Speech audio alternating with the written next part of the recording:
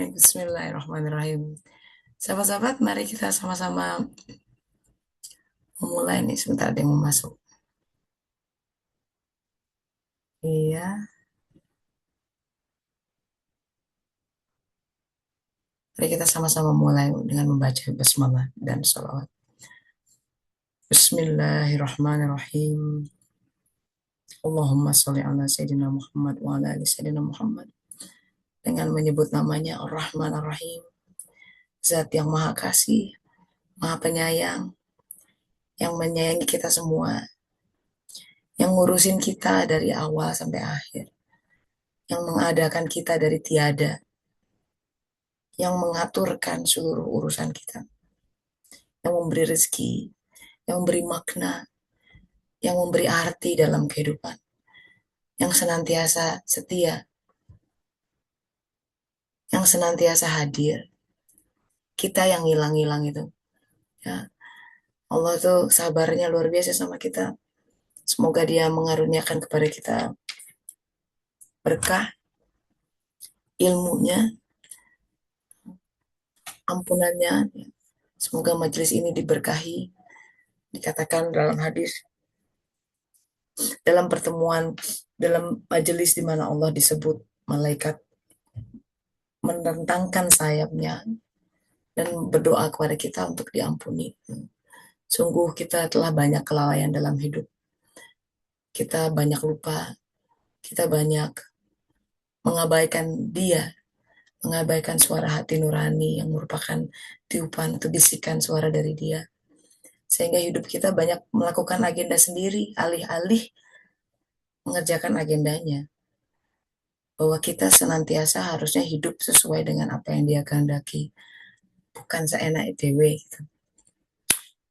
Ya, Bismillahirrahmanirrahim. Selamat Hari Raya Idul Adha, masih dalam suasana Idul Adha. Idul Adha, Adha itu namanya pengorbanan dari hadyu, hewan kurban. Saya merenung gitu ya, pengorbanan. Yang namanya orang berkorban, korban tuh kurba, itu terkait dengan kedekatan. Orang melakukan pengorbanan tuh karena ingin mendekati, ingin mendekat. Makanya orang-orang yang melakukan kurban menjadi orang-orang yang mukarib, yang mukarabun, ya, orang yang dekat, didekatkan. Kalau kita mengingat kata kurban, sahabat-sahabat, itu biasanya terkait dengan memberikan, ya, atau mengorbankan tuh sesuatu yang kita cintai. Kalau sesuatu itu tidak kita cintai, tekacing, nggak dibilang sebagai pengorbanan. Kasih pakaian bekas, ya, itu mah bukan korban. Coba kasih tuh pakaian yang paling branded yang kita paling sukai,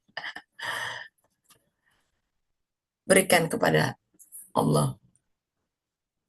Di surga ada tingkatan tertinggi. Tingkatan tertinggi itu adanya di mata air surga. Jadi kalau gambaran surga itu mata sungai yang mengalir gitu kan, ada sungai-sungai yang mengalir dalamnya. Nah, yang tertinggi itu di mata airnya. Nanti ke bawahnya sungai-sungai yang mengalir. Itu hanya diakses oleh ulil abror, orang-orang yang berbuat kebajikan, yang mengorbankan dirinya. Tapi kalau kita merenung dengan makna kata pengorbanan, ya, mengorbankan tuh kita memberikan sesuatu yang kita cintai. Pasti berat, ya. Ya, kita sudah bicara tentang Bani Adam, bolak-balik tuh, tahun lalu, setahun penuh. Bahwa kita ini sebenarnya nggak ada. Adam tuh tidak ada, nama Adam. Kita Bani Adam, turunannya. Awalnya tuh nggak ada. Bahkan dikatakan nggak ada namanya, entitas tak bernama, saking nggak adanya. Nggak ada yang bisa dinamain. Terus Allah kasih pinjam jiwa, kasih ruh, kasih takdir-takdir yang berkelindan, dikirim ke bumi, jadi begini. Kita pun lahir nggak bawa apa-apa, itu sudah simbol banget. Lahir tuh ada nggak lahir bawa handphone gitu kan? Nggak ada. Aneh. Lahir tahu aja nggak ada apa-apa. Orang tua kita yang ngasuh kita. Atau kalaupun diasuh sama siapapun, lahir besar tuh jadi punya apa-apa gitu. Jadi punya banyak gitu. Nah, itu yang dikorbankan. Logikanya ya, logikanya gini. Lawang kita tuh nggak punya apa-apa. Kok merasa berat mengorbankan? Rasa berat itu datang dari mana? Patutkah seseorang yang tidak memiliki apa-apa merasa keberatan memberikannya? Lalu itu bukan punyanya? So, saya merenungkan Idul Adha itu pemberian dari Allah Ta'ala. Luar biasa dia. Sang zat pemilik semuanya ya. Sangat humble memberikan gelar itu kepada manusia yang mau berkorban. Pengorbanan besar. Padahal kalau kita pikir-pikir, ya pantas aja. Kalau kayak gini lah. Dulu tuh kalau Agim tuh kalau ngasih gambaran nempel di kepala saya gitu. Kalau kita dikasih amanah tuh kayak tukang parkir katanya. Tukang parkir atau tukang vale ya kan. Mau itu mobilnya keren-keren, Bugatti, apa ya, keren-keren yang miliaran. Dia tidak merasa memiliki loh, itu bukan miliknya. Jadi kalau yang punyanya datang minta, ya dia kasihin. Kan itu tugasnya, memakir-makir mobil. Kita nih dikasih pinjem. Dilalahnya setelah sekian lama, merasa memiliki, mengklaim menjadi milikku. Pakai gitu, dikatakan ini milikku. Udah gitu pakai aku. Nah, ego tumbuh. Jadi kalau udah aku, hidupku, keluargaku, anakku, pekerjaanku, pasanganku. Oh, dijaga banget tuh.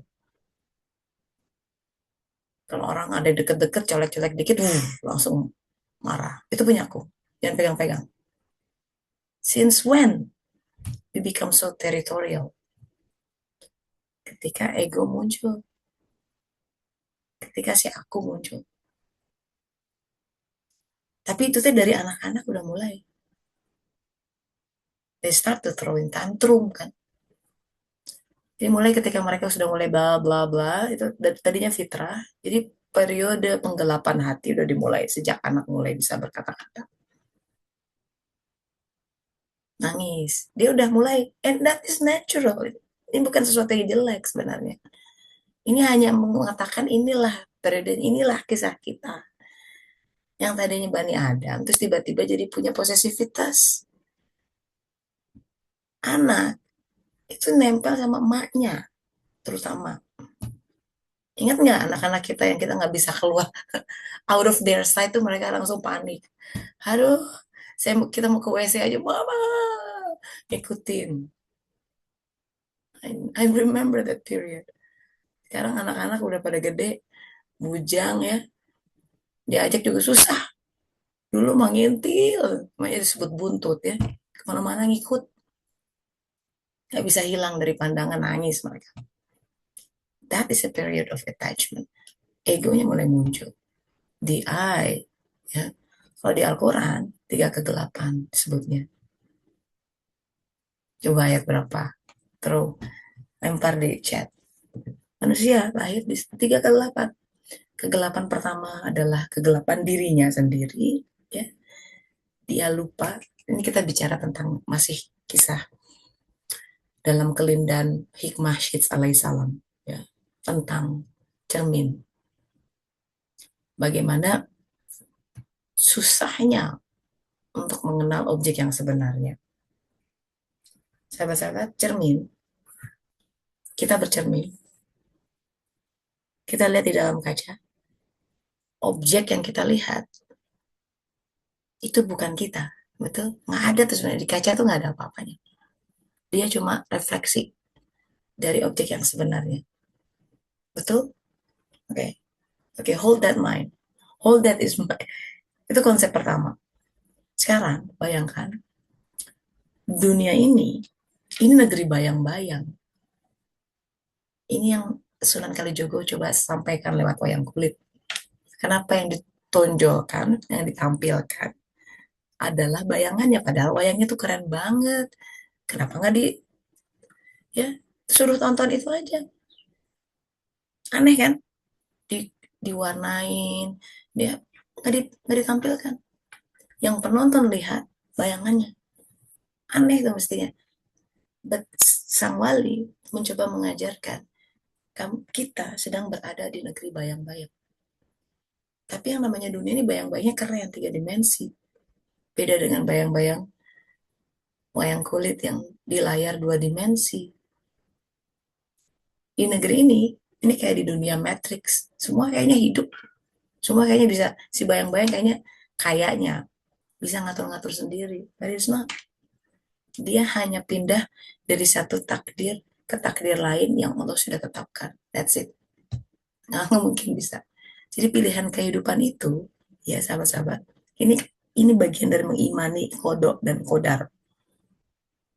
Sudah Allah tuliskan jauh sebelum kita turun ke bumi. Kitabnya namanya Lauh Mahfuz. Dikatakan pena sudah diangkat, tinta ciptaan sudah kering. Itu sebelum manusia mulai gelar kehidupan, sebelum Adam turun. Jadi kita tuh sudah ditulisin bakal turun di tahun berapa, lahir di tahun berapa, di mana, dari orang tua yang mana. Cucu kita waluhan udah ada tulisannya, cicit kita terus ke generasi. Nabi nanti wali terakhir tuh dari galur keturunan Syekh alaihissalam, kata Ibnu Arabi. Hebat ya Allah. Setiap possibilities, kemungkinan kehidupan sudah ada tulisannya. Jadi kalau seandainya dulu kita masuk ke SMA A, itu beda tuh takdirnya. Tapi kita masuk ke SMA B. Seandainya dulu kita ngambil keputusan nikah sama si dia, beda takdirnya. Tapi kita ngambil yang mana? Tapi itu sudah ada tulisannya. Dan yang menarik, yang hebatnya Allah ya, ya namanya juga sang ilmu sesamudra sih ya. Kita setetes nggak kebayang lah gimana caranya tuh bikin takdir hebat, miliaran manusia saling berkelindang. Di cabang apapun takdir yang dia tuliskan, selalu ada kebaikan. Selalu. Selalu. Itu hebatnya. Dan gak ada yang batil. Walaupun seakan-akan pilihan yang salah dalam mata manusia. Tapi Allah menyimpan cabang-cabang kolateral agar dia selalu bisa taubat di cabang manapun. Dia selalu bisa kembali, dia selalu bisa mengingat dirinya. Itu hebatnya takdir kehidupan. Jadi nggak ada yang namanya gagal absolut tuh nggak ada. Oke, we mess up. Oke, we make a mess. Ya. Ambil keputusan yang salah lah, apapun kata. Kalau seolah-olah ya. Kan salah apa enggak tuh kan ya mata manusia rasa katanya. Tapi kalau kita sudah meyakini bahwa setiap daun yang jatuh, yang gugur ke muka bumi itu dia tahu, apalagi takdir kita. Nah, dalam sebuah hadis, Rasulullah SAW mengatakan, aku mendengar suara malaikat yang menghapus takdir-takdir. Jadi kalau kita sudah mengambil percabangan yang lain, cabang yang lain sudah dituliskan, kan nggak jadi dilewatin tuh. Itu dihapus. Ada Qurannya. Kita baca ya. Auzubillahiminasyaitonirrajim. Surat Ar-Ra'd. Surat ke-13. Ayat 39. Auzubillahiminasyaitonirrajim. Bismillahirrahmanirrahim. Yamhullahu ma yasha. Allah menghapus tuh apa-apa yang dia kehendaki. Yamhu. Di Al-Quran kata menghapus itu cuma ada di 3 ayat. Dihapus, kami hapuskan, famahauna gitu ya. Wayamhu, gitu. Itu dihapus.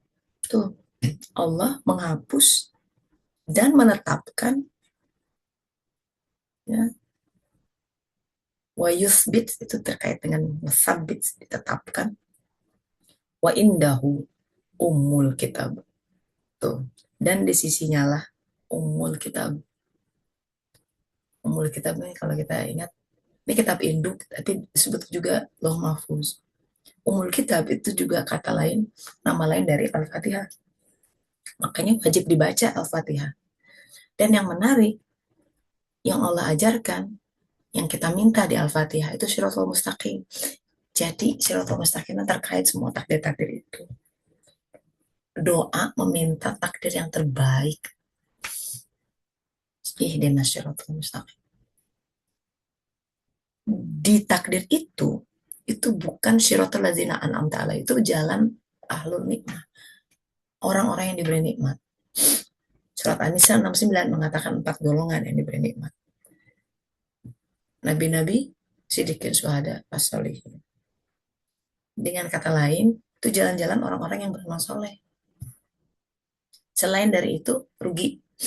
Kalau enggak di zolim, magdub, dimurkai, atau tersesat. Magdub tuh udah jelas-jelas nggak mencari Allah. Sesat itu mencari Allah tapi sesat. Kayaknya spiritual tapi sesat.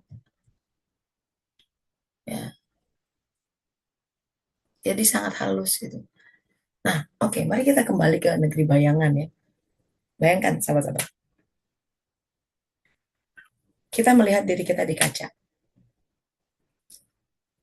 Hebatnya di sini, sang objek di kaca, dia diberi kehidupan. Dikasih ruh. Bisa hidup. Dia bisa jalan-jalan, bergerak-gerak sendiri.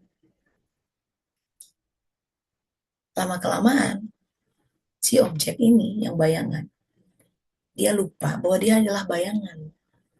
Dia harus mengenal sang diri yang sejati, yang objek itu, yang sedang bercermin. Itulah jiwanya. Si bayang-bayang itu raganya. Jadi suluk. Itu proses panjang mengenal jiwa. Kalau kita nggak mengenal jiwa, susah berada, nggak mungkin berada di siratal mustaqim. Karena itu jalan orang-orang yang beramal soleh. Amal soleh adalah amal-amal yang Allah paling kehendaki dari saat ke saat. Respon yang paling Allah kehendaki dari saat ke saat. Terus gimana kita tahu itu kehendak Allah atau tidak? Cuman satu entitas dalam diri kita yang bisa mengenal itu. Apa itu? Qalb.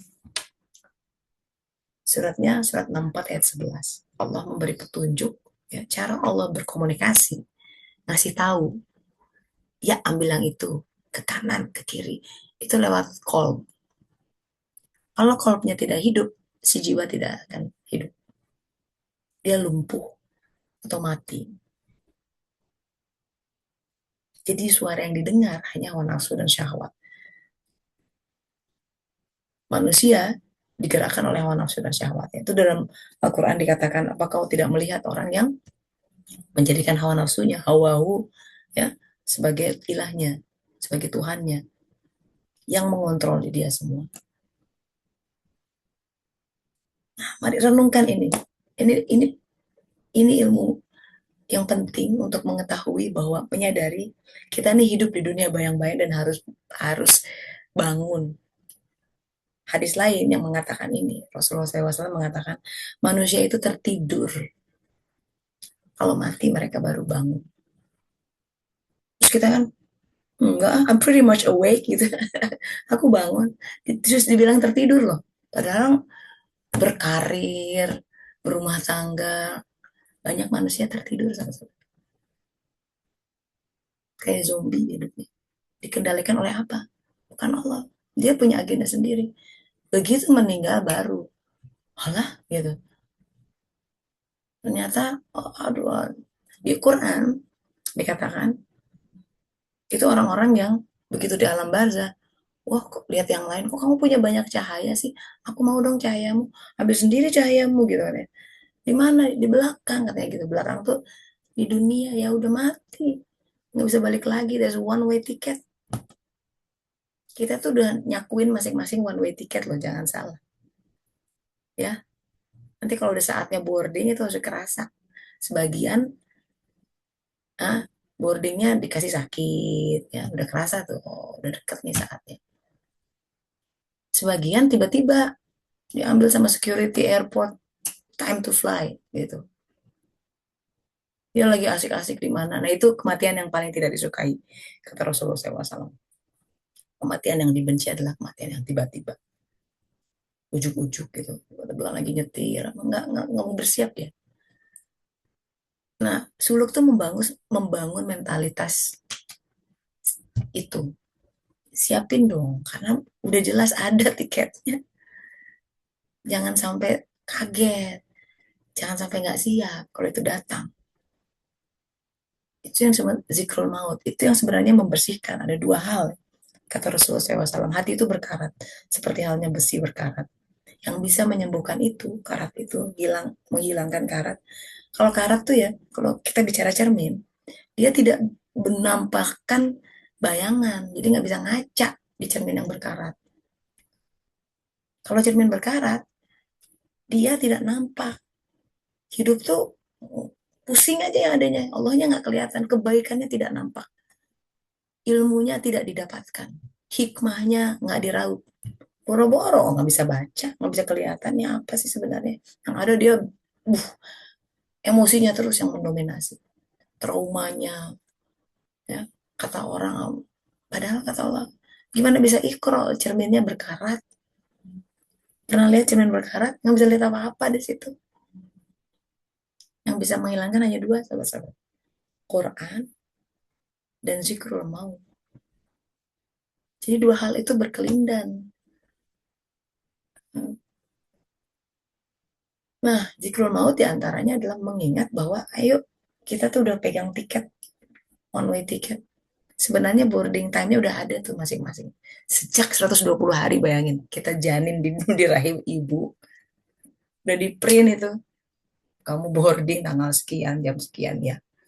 Siap-siap. Nah, kata almarhum guru saya, Mursyid, kalau kita termasuk orang-orang yang di Siratal Mustaqim, dikasih tahu kira-kira hawa-hawanya, kapan biar siap-siap.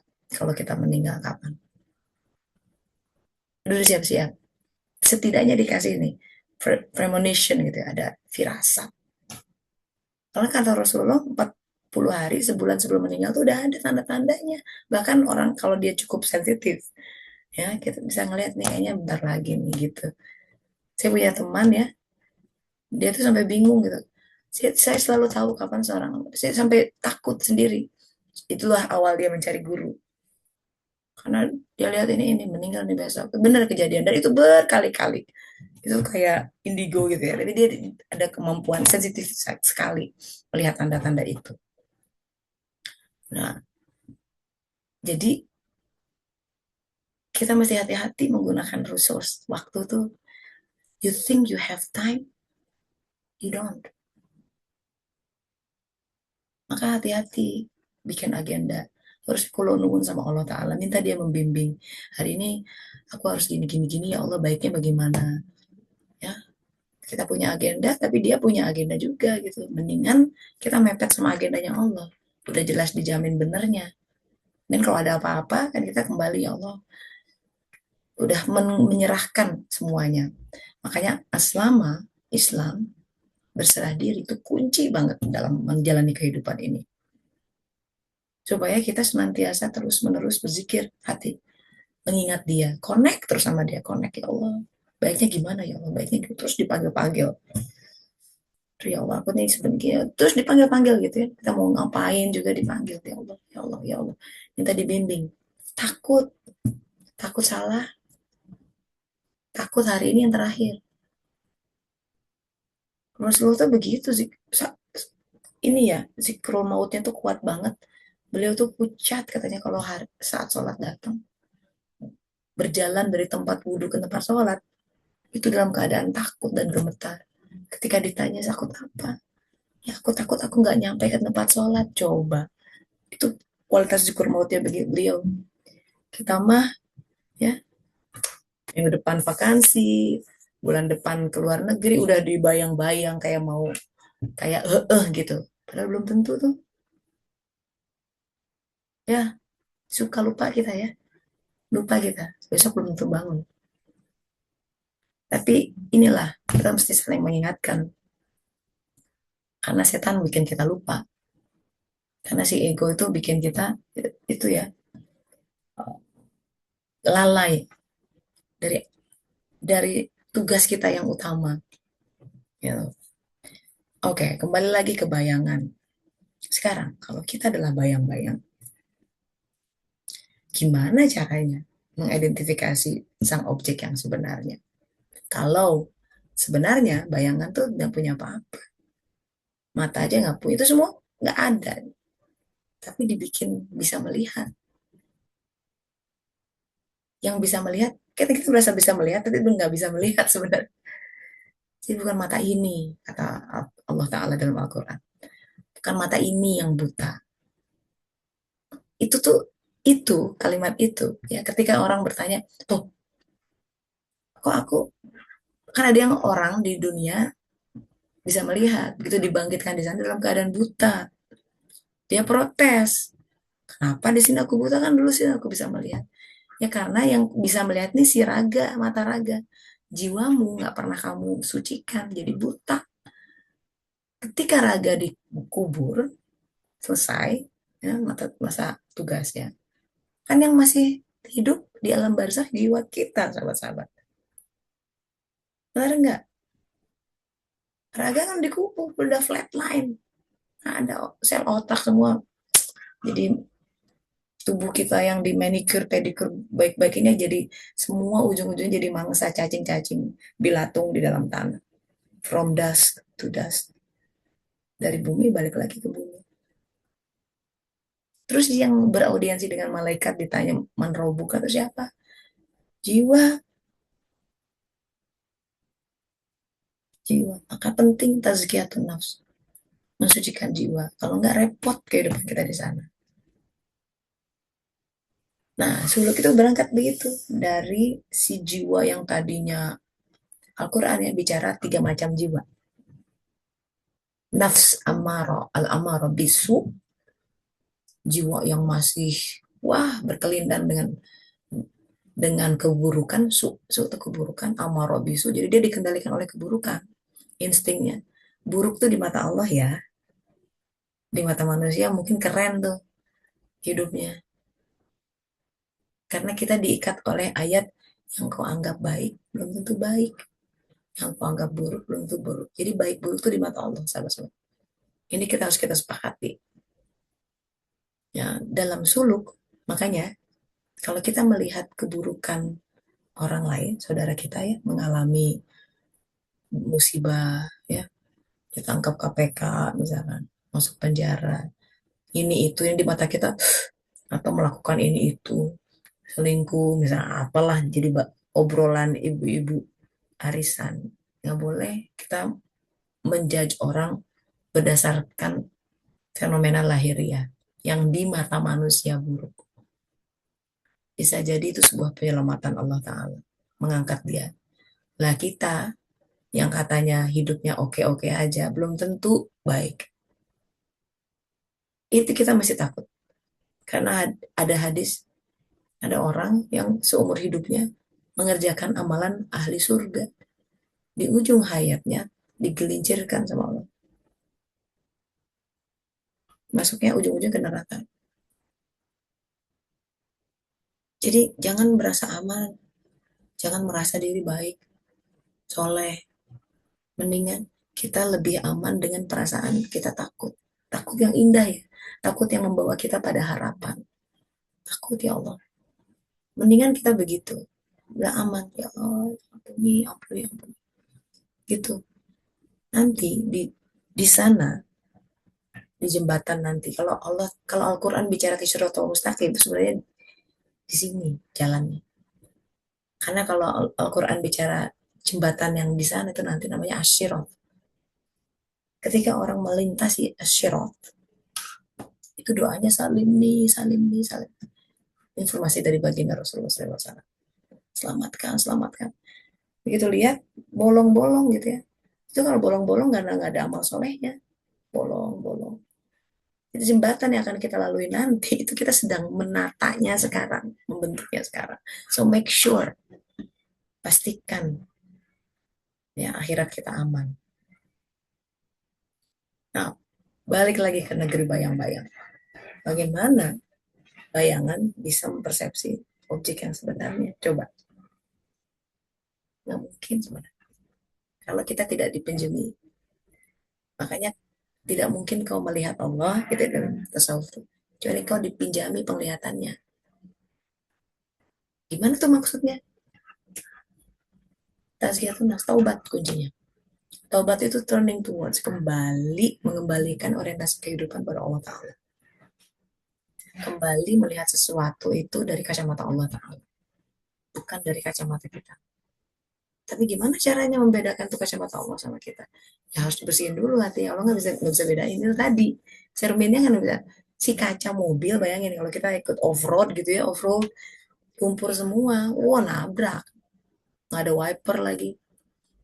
Jadi si kaca cermin rasa diri harus dibersihin.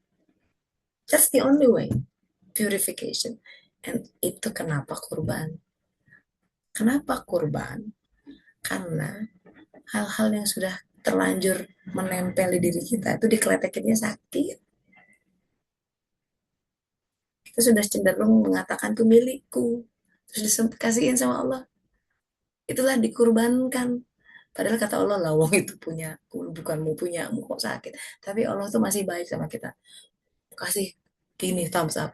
Good show gitu. Kalau kita tuh sama anak kecil, hebat, bagus nak, pintar. Padahal bukan. Ya, itu hebatnya ya, kasih sayang Allah. Memberi label pengorbanan pada kita. Padahal mah punya dia. Jadi, tapi dia recognizing that gitu. Allah Ta'ala tuh mengakui itu bahwa, aduh kamu tuh kesulitan ya.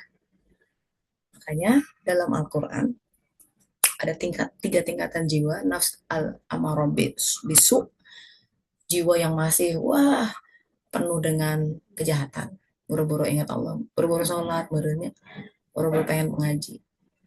Kemudian dikasih hidayah, beranjak tuh menjadi nafs lawamah. Lawamah tuh gelisah.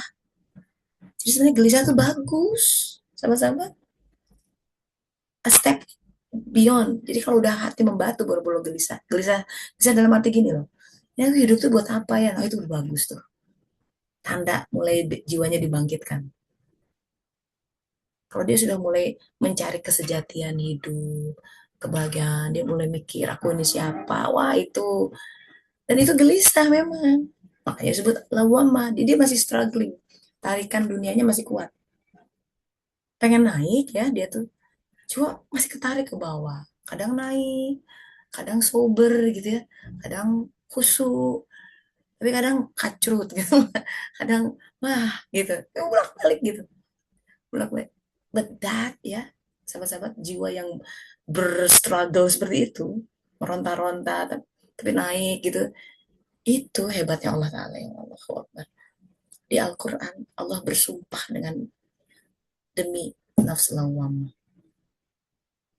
Padahal ada jenis jiwa lain yang dalam spiritual path itu lebih tinggi, yaitu nafs mutmainnah. Bahkan dia tidak bersumpah, cari di Al-Quran apakah ada dia. Dia bersumpah dengan nafs lawamah. Bayangkan, saking penghargaan dia. I know your struggle, I know you're tired, but come, this is the way. Ngerti Allah tuh, kita tuh pontang panting, ngerti itu istilah, tahu dia, tahu, dia tahu paling hati yang paling dalam.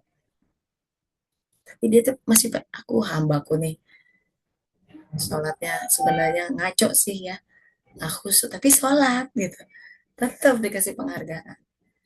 Walaupun Rasulullah SAW mengatakan ada orang yang sholat tapi sholatnya menambah jauh, apa enggak sedih Allah ya. Oke, mama kita malam ini date night gitu. Oke, ke restoran. Ngedate, niatnya bagus. Tapi di sana dia cuma scroll down, apa nggak kecewa. Katanya pengen mendekat, tapi itulah kita sholat sambil scrolling down. Memang nggak ada HP-nya di sini. Di sini, di dalam benak kita. Karena enak nggak kalau kita diajak ngobrol orang terus orangnya ngelihat HP gitu. Itu Allah diajak ngobrol, kitanya ngelihat-ngelihat HP gitu. Scroll down, sosial media dalam benak kita ya. Oh, kemarin, aduh, mulut ngomong, Bismillahirrahmanirrahim. Kepala kemana? Itu kita lagi scrolling HP itu, ngobrol sama Allah. Ah, pantas banget ya. Tapi itu pun masih diterima loh, sholat kayak gitu. Bayangin, kalau kata Rumi ya, persembahan emas koinmu palsu gitu katanya. Kita ngomong, asyhadu alla ilaha illallah. Dia tahu hatinya kita banyak ilah selain dia. Tahu, sahabat-sahabat jangan salah, tahu. Tahu, bisa, bisa berkelit dari Allah Ta'ala. Malaikat nggak bisa lihat, Allah tahu. Allahu Akbar, ngomong. Allah, kemarin takbiran, Allahu Akbar. Tahu Allah itu siapa yang lebih besar di hati kita dibandingkan dia. Tahu dia. Tahu bahwa kita masih lebih takut kehilangan duit dan pekerjaan. Allah, Allahu Akbar, enggak juga sih. Pekerjaan yang akbar, duitku yang akbar, pasanganku yang akbar. Dia tahu, dia tahu. And yet, dia masih memberikan kita semua ini opportunity. Kali aja gitu, kamu bisa sadar gitu. Tunggu, ditunggu, ditunggu. Dalam Quran dikatakan pokoknya masih nafas, masih ada, aku ampuni. Taubat, kamu taubat kapanpun aku terima. Selama masih nafas. Jadi, ya, bicara nafas itu bicara hikmah, shit dalam posisi kamu, nafsiyah. Ada hal yang besar di balik nafas hidup kita itu. Kenapa Allah sampai nungguin selama nafas ada di kerongkongan diterima? Itu ada hal yang besar. Kenapa nafas masih sini berarti ada yang besar di kehidupan dunia ini. Gini logikanya. Secara fisik, secara sains, bumi kita itu setitik di antara galaksi Bima Sakti. Kecil nggak kelihatan. Ah, setitik. Baru galaksi kita loh ya, satu galaksi. Bayangkan ada miliaran, miliaran, bahkan hitungan NASA mungkin ada triliunan galaksi di sana. Tambah nggak kelihatan lagi bumi. Terus kita yang semenel ya di bumi, makin nggak kelihatan lagi. Tapi toh itu yang bisa mengubah semuanya. Kenapa? Ketika Allah Ta'ala mengatakan, berfirman dalam hadis kursi, tidak memuatku, lelangitku dan bumiku. Jadi lelangit itu yang tadi, ya miliaran galaksi sana, enggak sampai sekarang belum ketangkep sama James Webb Telescope. Ya. Bahkan kita belum keluar dari satu galaksi juga belum keluar gitu. Masih ada miliaran. Tidak memuatnya, kata Allah, yang segede gitu yang di luar, gak memuat coba Allah. Bukan dia sebagai zat ya, dia sebagai kuasanya, cahayanya. Allahun nurus samawati wal ard. Allah cahaya petara langit dan bumi. Dan dia mengatakan masalun nurihi, perumpamaan cahayanya, surat An-Nur ayat 35. Kamishka. Jadi dia mengumpamakan cahaya setitik cahayanya sebagai manusia insan kamil. Mishkah fiha misbah. Jadi miskat di dalamnya ada misbah. Misbah itu terletak di dalam zujajah. Zujajah itu bola kaca. Itu seperti kaukab, planet yang bersinar. Yang disinari oleh ya sinarnya dari oil, dari minyak zaitun, pohon pohon zaitun yang tidak tumbuh di barat dan tidak tumbuh di timur. Itu pohon jiwa. Barat itu adalah negeri negerinya. Barat itu kan kalau matahari tenggelam di barat. Nah, jadi kegelapan. Ini negeri jasad kita. Dia tidak pohon yang bukan ada di mulk, bukan di jasad dan bukan juga di timur. Timur negeri matahari terbit. Jabarut, ruh, negeri ruh. Jadi bukan jasad, bukan ruh. Di mana itu tengah-tengah? jiwa. Tuh, lagi-lagi ini nyambung dengan bayang-bayang yang harus mengenal jiwa gitu. Jadi untuk mengenal jiwa, jiwanya harus tumbuh. Pertama dihidupkan dulu, dia harus kembali lagi. Dia hidup dengan cahaya, sahabat-sahabat. Karena jiwa itu tercipta dari cahaya.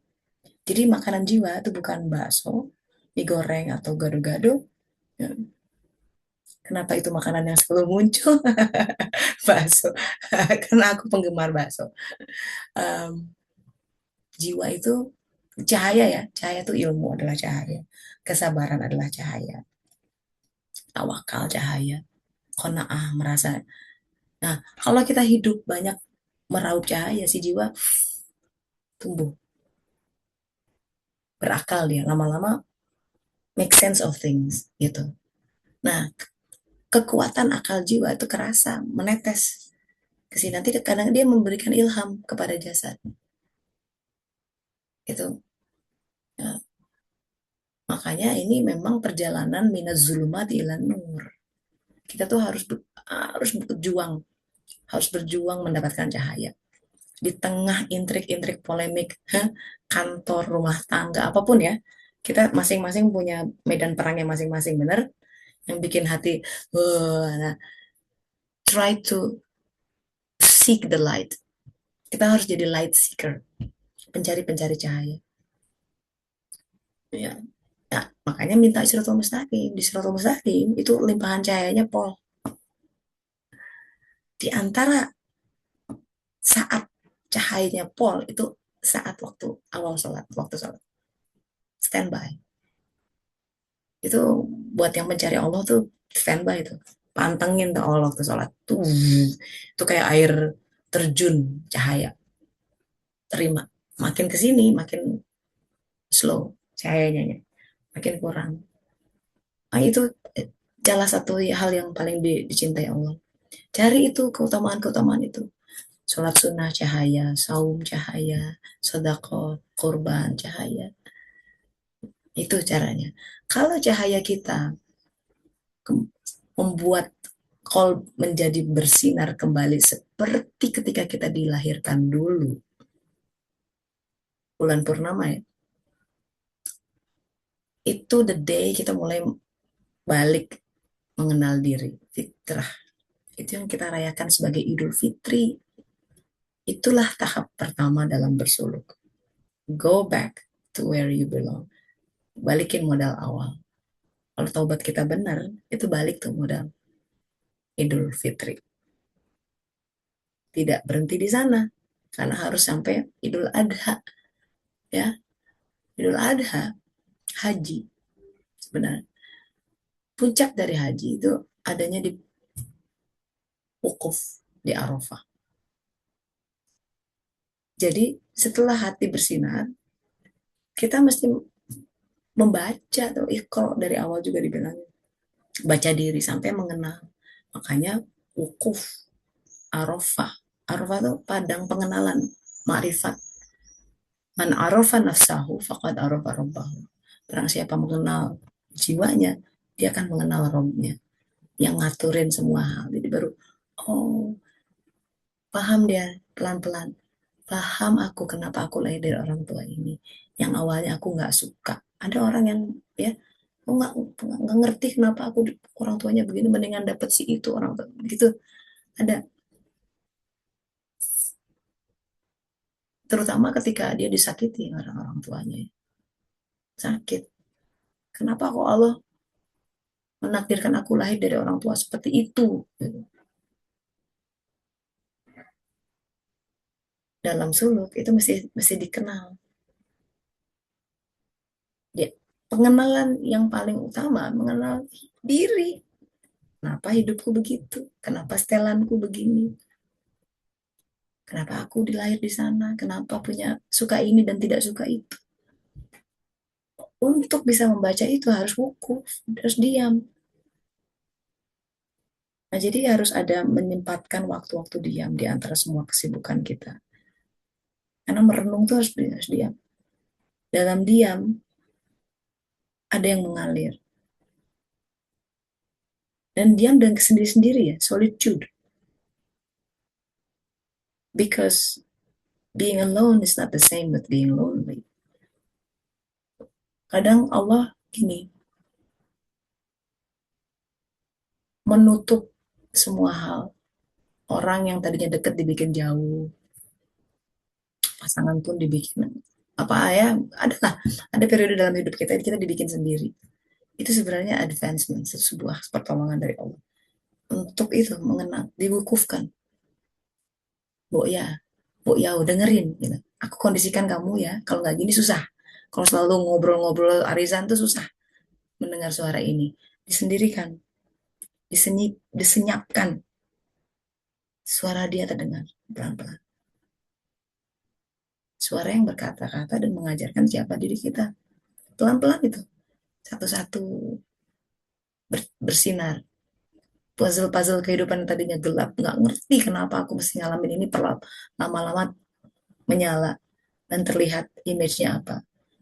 Nanti keping-keping puzzle kehidupan itu, lama-lama kita akan bisa melihat dan bisa mulai menyatukan. Itu kenapa perjalanan ini adalah perjalanan muwahhid. La ilaha illallah terkait dengan penyatuan. Semua datang dari Allah, semua kembali kepada Allah. Inna lillahi wa inna ilaihi rajiun. Asalnya satu, akan kembali yang satu. Nah, melihat unity of all, itu tauhid. Semua datang dari Allah. Kita adalah satu, walaupun punya peran macam-macam, tapi adalah satu sebenarnya. Nah, makin seseorang mewahid, makin damai hidupnya. Kalau masih pecah-pecah, terus kayak kaki di dua perahu, wah, kecemplung ya. Memang satu. Itu kenapa Sunan Kalijogo ya, dibimbing sama Allah.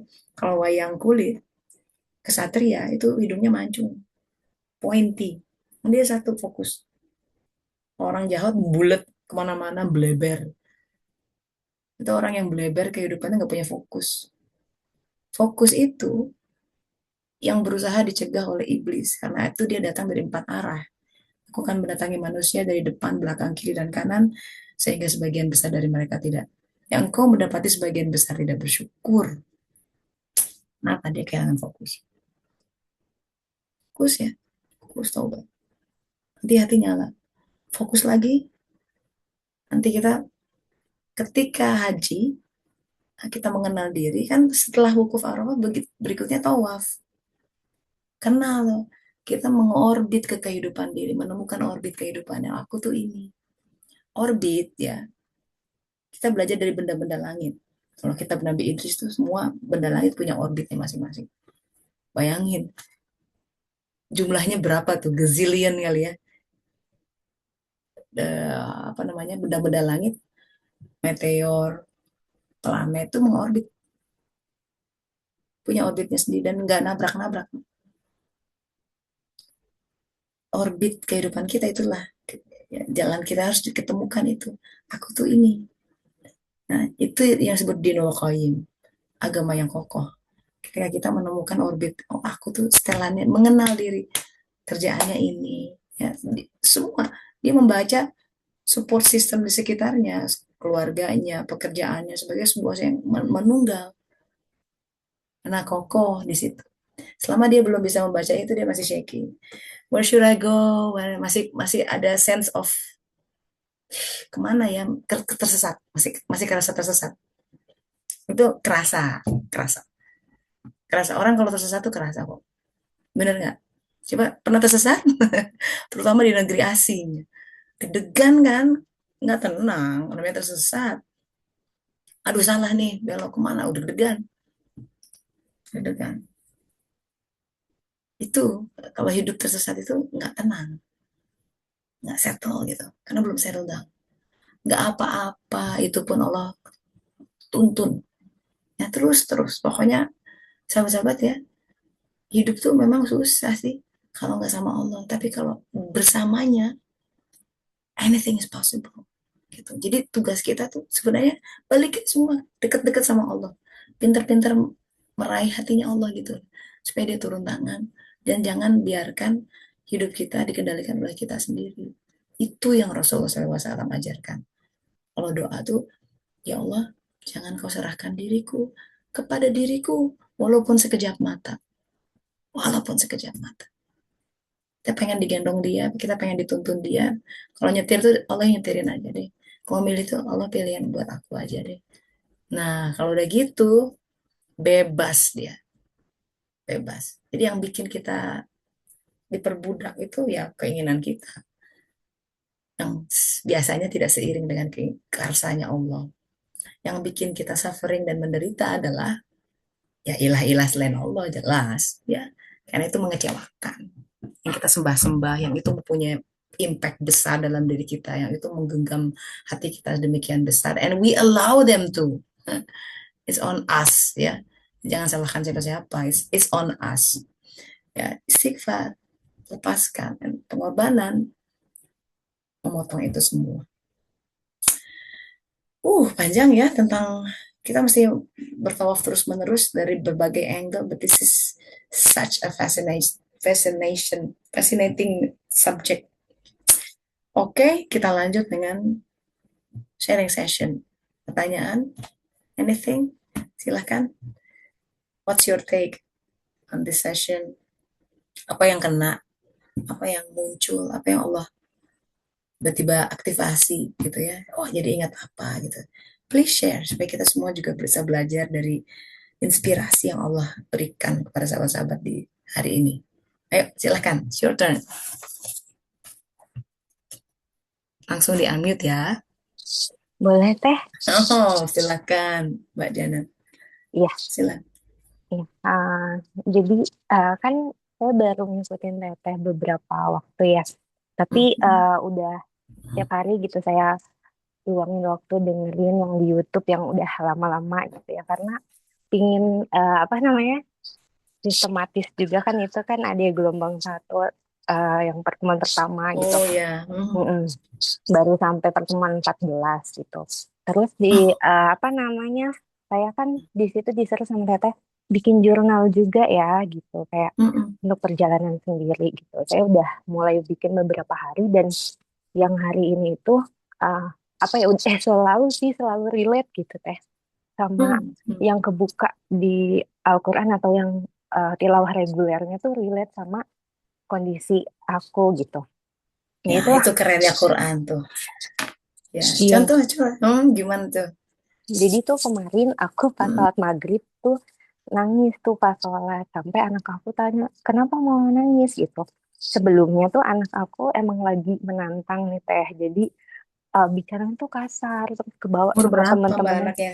Baru 7 tahun, baru kelas 1 SD nih. Oke. Nanti Haha. walaupun sekolahnya Islam, saya kan berharap sekolahnya Islam tuh teman-temannya baik gitu ya. Tapi ternyata kata-katanya juga bawa kata-kata yang baru yang kotor, yang kasar gitu ya. Terus Oh. juga mulai sikapnya dikit keras gitu. Kalau ada sesuatu yang dia tidak setuju dikit, udah kayak kok kasar banget perilakunya. Dan saya tuh agak sensitif ya orangnya ya. Jadi kayak Mm-mm. Ya Allah sabar gitu kan. Padahal juga saya sabar tuh kayak masih meraba-raba nih belajar dari buku Al-Ghazali. Dibilang sabar itu kayak pohon, akarnya pengetahuan, batangnya itu spiritual yang sehat, buahnya itu latihan-latihan gitu ya. Terus padahal tuh sebenarnya nggak ada konflik apa-apa, tapi anak saya tuh kasar banget gitu. Terus dia maksa gitu mau melakukan sesuatu yang saya nggak bolehin sebelum sholat. Kata-katanya juga agak nyelekit gitu. Tapi akhirnya ayo sholat dulu, sholat dulu. Akhirnya saya sholat. Di tengah sholat itu ada kejadian dia mainin HP saya tuh HP-nya jatuh. Terus saya nggak tahu kenapa saya nangis aja gitu ya, nggak tahu ya Allah. Terus saya malu gitu, harusnya nggak usah nangis sih gitu, nggak tahu juga apa yang membuat sampai akhirnya nangis gitu. Terus saya merenung terus tuh setelahnya, kenapa ya apa yang Allah pengen sampaikan ke aku gitu. Kenapa aku belum bisa gitu nahan sesuatu gitu mempertunjukkan kesedihan aku di depan anak aku karena aku tuh gak mau ya kelihatannya kenapa aku harus nangis gitu. Terus Mm. aku pikirin terus apa yang Allah pengen ajarkan. Terus aku eh, buka Quran gitu. Yang keluar surat Muhammad ayat 31. Sungguh kami benar-benar akan menguji sehingga mengetahui orang-orang yang berjihad dan bersabar di antara kamu serta menampakkan kebenaran berita-berita tentang kamu gitu. Oh ternyata tuh Allah emang akan menguji gitu dan aku selama aku dari Ramadan, alhamdulillah aku berhasil Allah izinkan baca Quran dan artinya selama Ramadan itu gitu sekalian tadabbur itu aku jadi eh, pengen belajar tasawuf gitu ya bersuluk karena terinspirasi dari Asyams ya. Nah itu aku Hmm. baca buku Al-Ghazali kan ya teh. Terus dibilang kita harus beriadoh nih, riadoh sholat Hmm. malam, puasa Hmm. ya Hmm. malam, gak, apa namanya, karena ini bentuk apa namanya jihadku gitu. Terus berusaha untuk sabar, tapi itu ternyata ya ibadah-ibadah itu belum menguji aku gitu ya. Mungkin emang ujiannya lewat anak supaya benar-benar aku tuh bisa sabar gitu. Aku sih merasanya Allah mungkin mau ajarin itu, tapi mungkin ada yang lebih besar lagi aku belum tahu yang sekarang aku dapatkan hikmahnya kayak gitu. Gitu sama Ya. yang hari sebelumnya lagi tuh relate sama Hmm. yang Teteh bilang tentang sholat kita pikirannya kemana-mana gitu. Nah, aku juga karena lagi liburan banyak, jadi aku mikir nih mau pergi kemana ya, mau pergi kemana ya. Jadi pas sholat tuh sempat kepikiran kayak gitu. Bahkan aku terus nih Hmm. pengen pergi kemana gitu. Terus kebuka Al-Qur'annya itu juga di surat Al-An'am ayat 92. Orang-orang yang beriman Hmm. kepada kehidupan akhirat tentu beriman kepadanya Al-Quran. Dan mereka selalu Hmm. memelihara sholatnya. Kayak, oh iya aku lagi sering kemana-mana nih kalau sholat fardu gitu malah. Kalau sholat Hmm. sunnah tuh entah kenapa malah lebih lebih lebih khusyuk ya. Mungkin karena kalau sholat fardu kadang berjamaah gitu.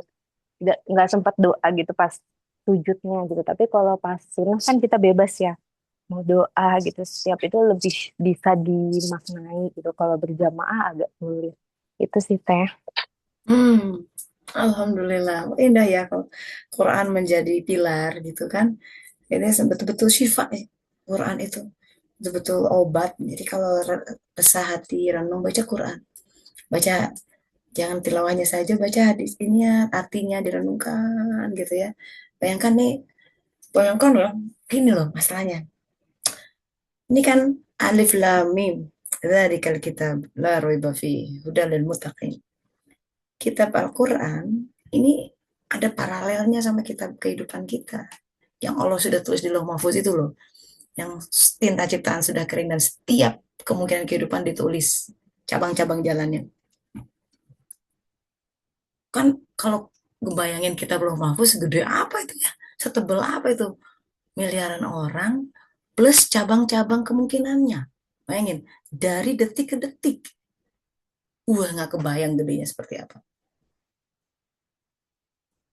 Put that in mind. Lauh Mahfuz. Ditulis. Sekarang Quran ya, itu kan alif tuh alif kehidupan loh mahfuz itu kan dialirkan dari kitab Mubin itu makanya dia lam dari atas ke bawah set gitu jadilah kehidupan ini kitab kehidupan kitab kauniyah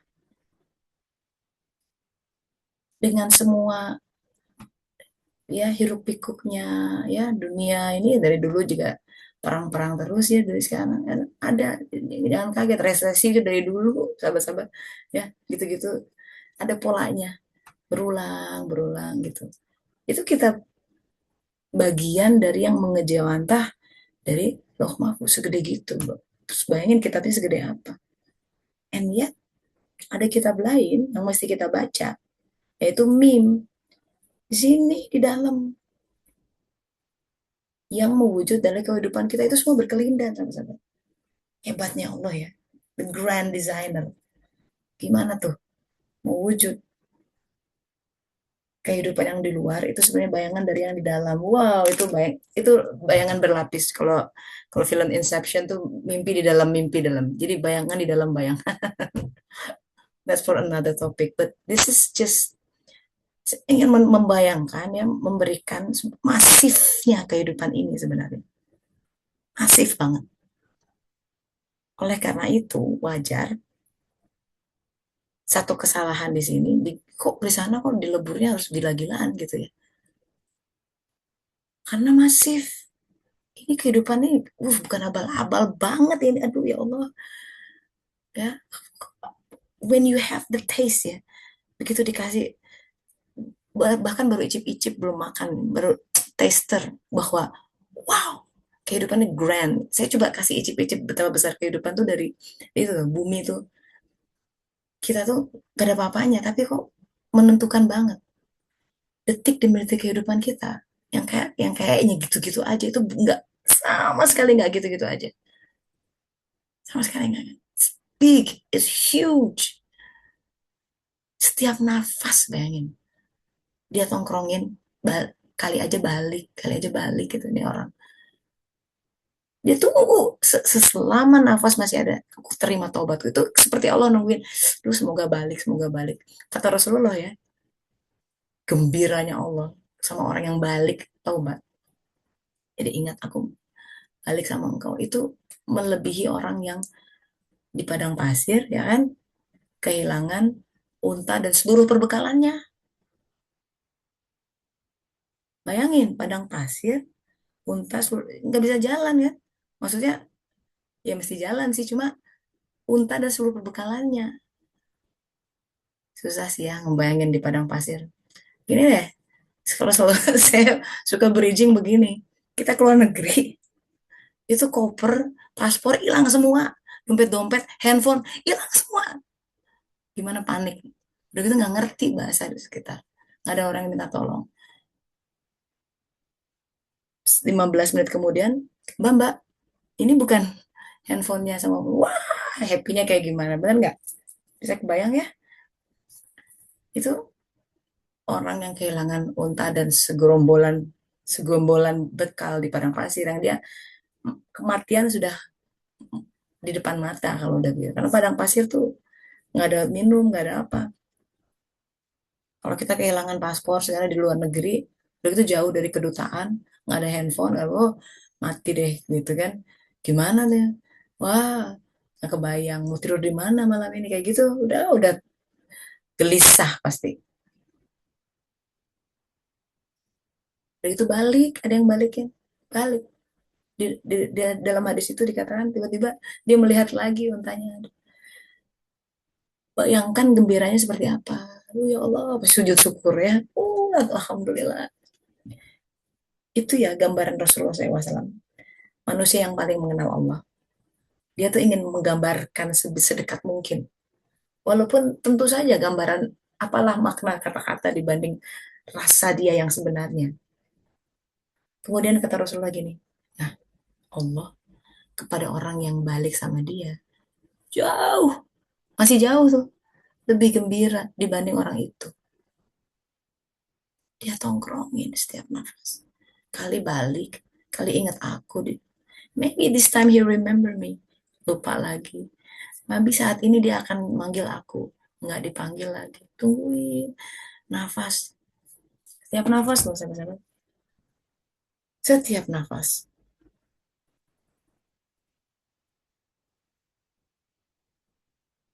Kita nafas udah berapa tahun sekarang?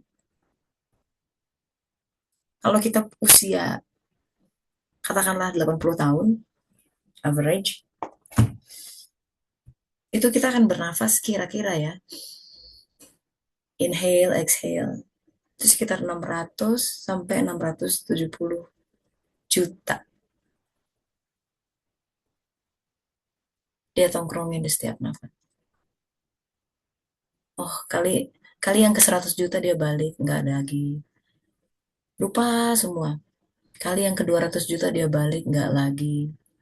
Kali yang ke 300 terus setiap nafas dia setia. Dan aku lebih dekat dari urat nadimu, dibilang udah begitu. Tetap aja kita hari-hari gitu. Allah bukan prioritas. Allahu Akbar, it's just lip service. Kenyataannya banyak hal yang lebih besar dari dia. Kenapa? Karena itu memberi ketakutan pada kita. Kalau Allah lebih besar ya, nggak takut sama yang, nggak takut. Apa sih yang bisa, kehidupan apa? Siapa? Aku punya Allah lebih besar. Gitu. Kehidupan parah apapun, katakan kepada kehidupan, aku punya Allah yang lebih besar. Itu kalau bener Allahu Akbarnya. Nggak takut ya. Siapa? Oh, aku punya Allah. Gimana nanti pensiun? Kayak Allah nggak berkuasa. Tenang aja, aku punya Allah.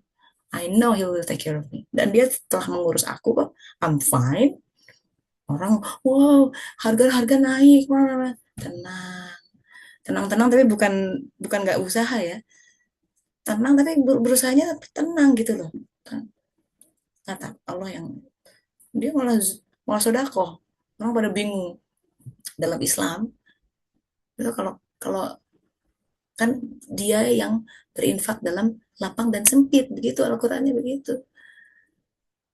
Meraih kan ilmu ekonomi nggak nyambung gitu di Islam tuh.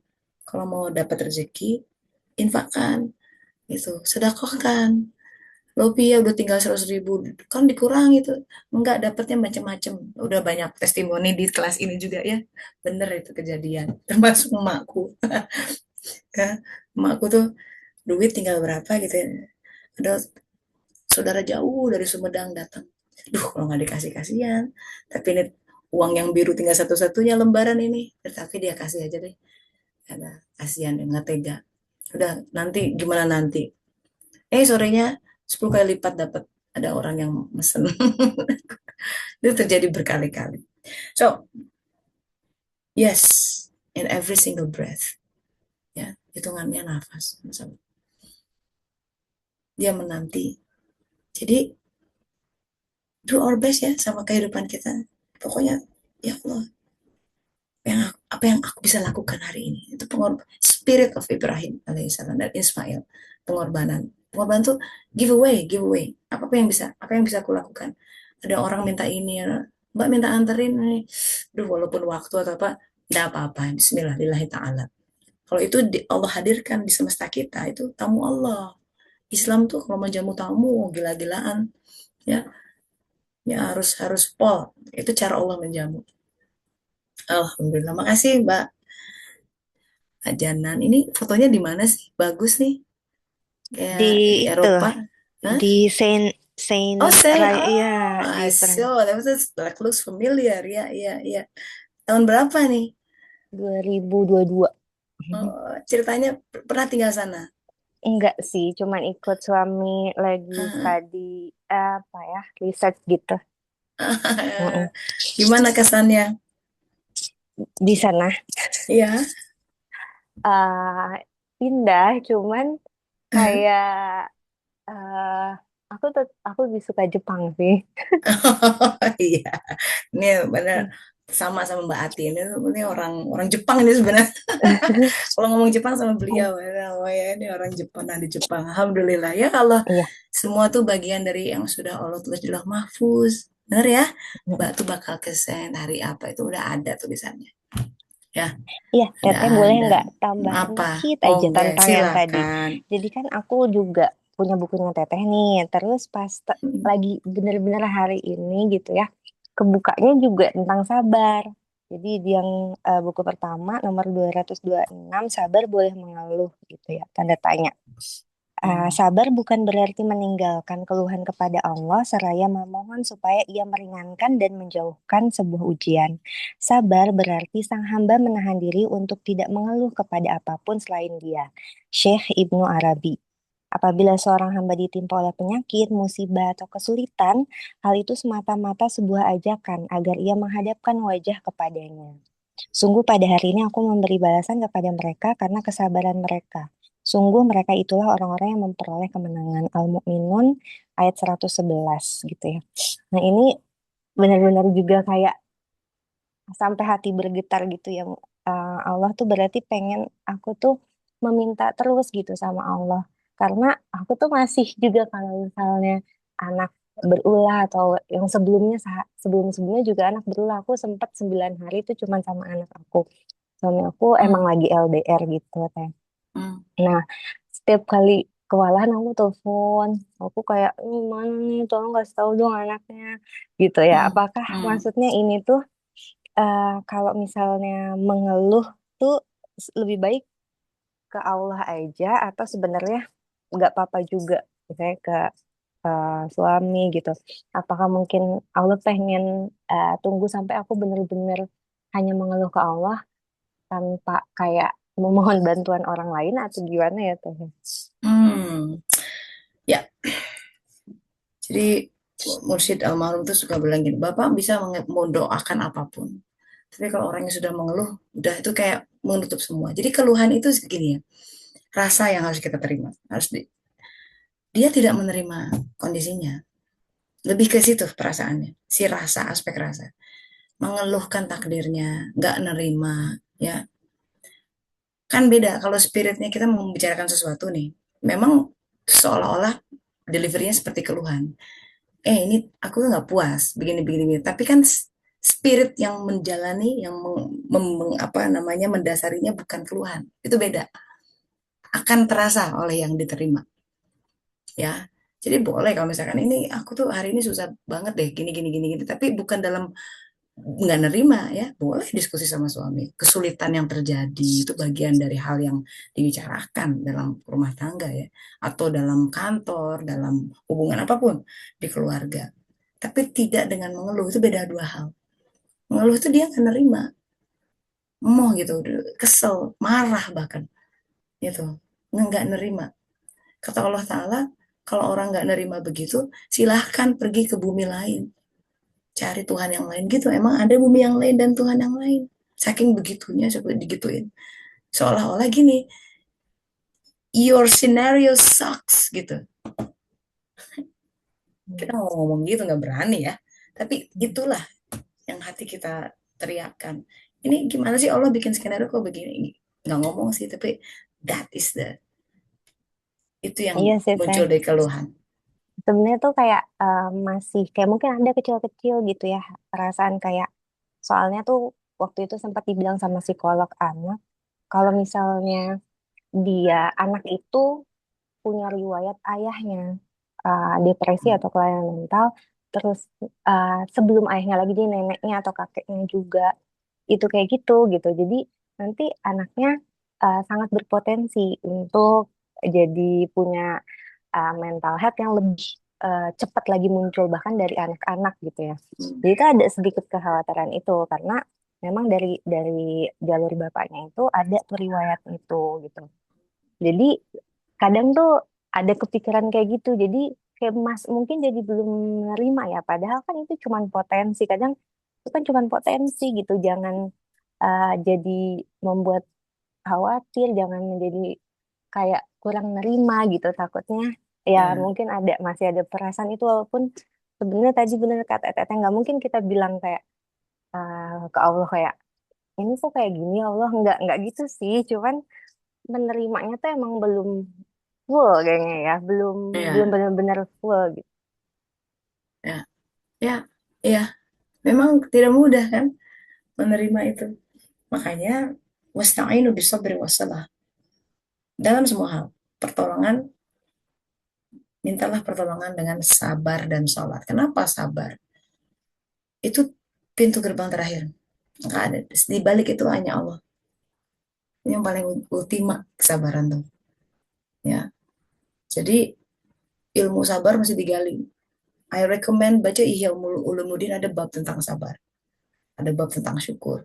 Banyak itu beliau mengutip, uh, ada Qurannya, ada hadisnya, ada asar para sahabat, sangat memperkaya, ya, mencerahkan gitu. Karena kita butuh ilmu banyak tentang sabar. Apa itu sabar gitu kan? Kenapa itu penting? Apa tandanya kita sabar dan lain sebagainya. Coba di dalam Al-Quran, mana ayat-ayat tentang sabar itu digali supaya bisa menguatkan kita gitu. Wasta'inu bisobri wassalah gitu. Silahkan yang sudah masuk maghrib, Mas, ya. Begitu ya. Jadi, dan ingat surat Al-Baqarah, Maidah, surat mana? Jangan seorang ibu dibuat resah, dibuat sulit oleh anaknya. Ya, gitu. Jadi capek iya, tapi nggak bikin sulit tuh gini. Sulit di hati sampai menjejak ke jiwa. Nah, itu sampai jangan sampai jiwa kita kena polusi gitu. Harus tetap berjernih. Kalau capek fisik mah itu biasa, ya, itu bagian dari kita jihad kita. Tapi jangan sampai dia mengeruhkan cermin jiwa kita, ya, sehingga tauhid kita menjadi lemah. Ingat, anak kita bukan milik kita, Mbak, ya. Itu milik Allah, memang lewat kita, cuma bukan milik kita. Ingat, Itu. Jadi serahkan dia sama Allah Ta'ala, banyak-banyak doa, berubah tuh nanti. Ibunya mungkin yang harus banyak saum gitu ya, buat si anak. Zikir buat si anak. Sholat hajat khusus buat dia gitu. Berarti ekstra effort. Walau alam nanti perhatikan bagaimana Allah Ta'ala mengubah gitu. Walaupun verdict ya, verdict manusia kasih label bisa aja salah, benar nggak? Atau nggak begitu akurat. Nah, that's not the whole story. Ya, manusia itu kompleks. Oke, secara teori ada kemungkinan ini itu, tapi Allah tuh lebih hebat. Ya, surat Al-Baqarah. Kasih Mbak Ayat. Nah, ini jangan seorang ibu dibuat susah oleh anaknya itu udah pakem itu ya. Jangan kita kehidupan kok jadi dibuat susah oleh anak. Nggak boleh. Ini Al-Quran ini sudah jelas. Jangan seorang ibu dibuat menderita karena anaknya. Baru kemudian ayahnya disebut. Tapi yang pertama emaknya dulu. Yang baperan sama anak biasanya emak duluan. Wajar lah. Mereka di kandungan kita, disusuin lama gitu ya. Jadi lebih attach sama itu. Tapi nggak boleh menderita. Nggak boleh dibikin susah. Serahkan. Kalau ngaco-ngaco ada, serahkan aja. Nggak.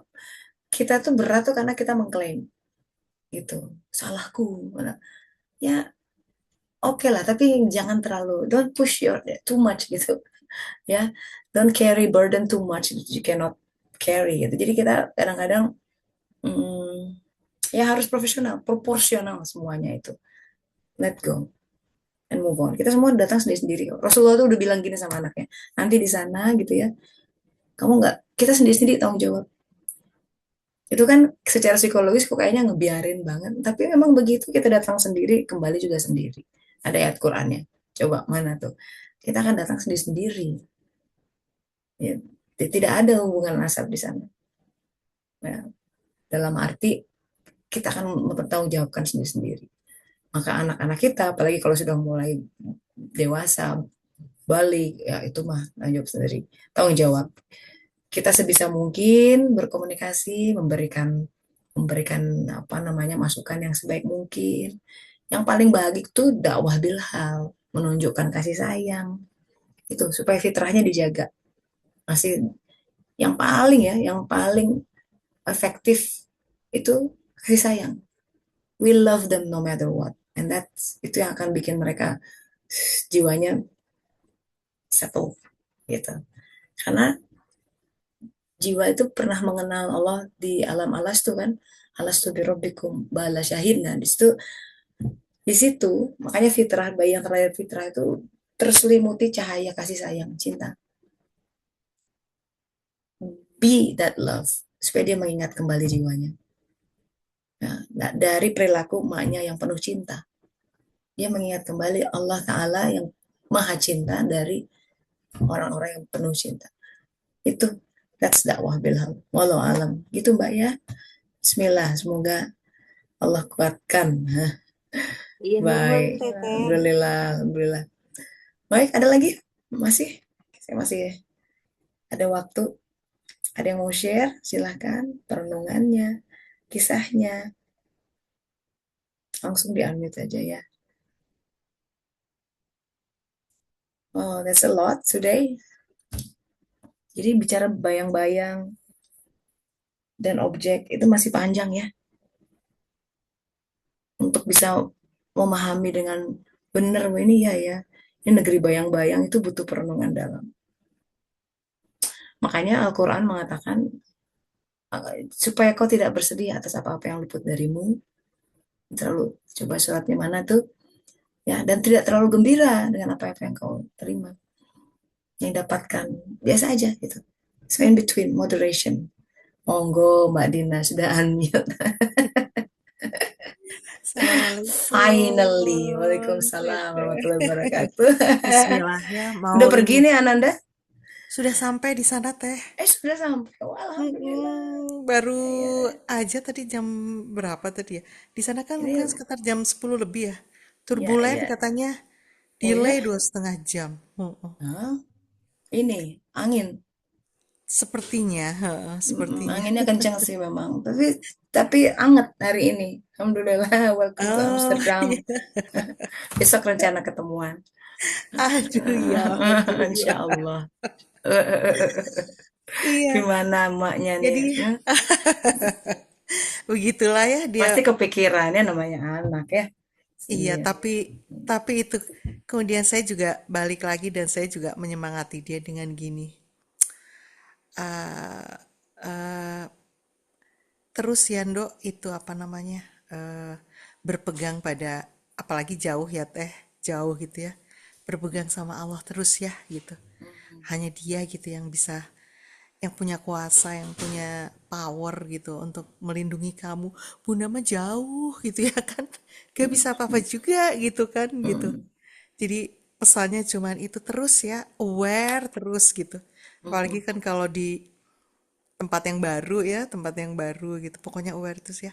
Oke Bun, have fun ya gitu. Tapi itu terus nginget gitu. Jadi kemarin saya ngelepas itu juga, oh iya, kan ada Allah ya Teh. iya. Iya. Oh, kita sebelahnya juga belum tentu bisa ngapa-ngapain ya kan? Iya, Iya. fakir kita Lagi mah. jauh nggak bisa Menentukan jalan apa-apa. lewat Antasari atau lewat Nah, Fatmawati aja kita nggak tahu gitu kan. Minta apa namanya, petunjuk gitu ya. Ya Allah kalau lagi nyetir gitu. Ya Allah lewat mana ya? Yang hmm, ini, hmm, hmm, yang hakiki gitu, yang hak gitu ya.